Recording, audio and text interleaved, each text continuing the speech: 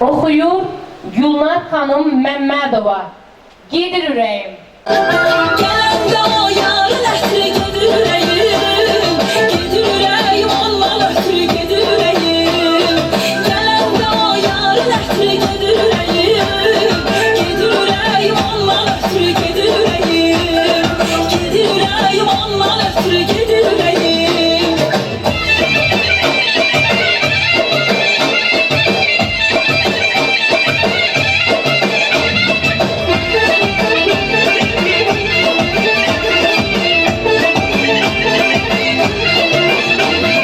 Bəlkə sevgi bu imiş, yaman gəlir bağrım, o da bir yandan alır, aman qalan ağlım. Bəlkə sevgi bu imiş, yaman gəlir bağrım, o da bir yandan alır, aman qalan ağlım. Bu nə histir, duyğudur, demək olmur bir kəsə, onu bir gün görməsəm, elə bil çatmır nəsə.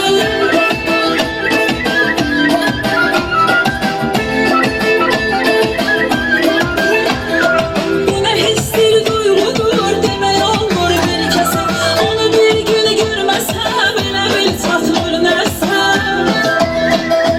Gələndə o yarın ətri gedir ürəyim, gedir ürəyim, ondan ötürü gedir ürəyim. Gələndə o yarın ətri gedir ürəyim, gedir ürəyim, ondan ötürü gedir ürəyim. Gedir ürəyim, ondan ötürü gedir ürəyim.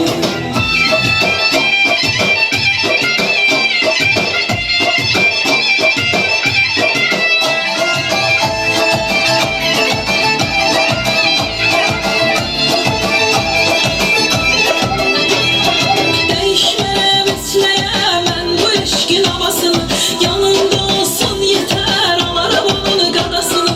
Değişmərəm içləyəm mən bu eşqin havasını, yanımda olsun yetər, alaram onun qadasını. O bir başqa dünyadır, dönmərəm ondan qəti, odur mənə yaşadan bu dünyada cənnəti.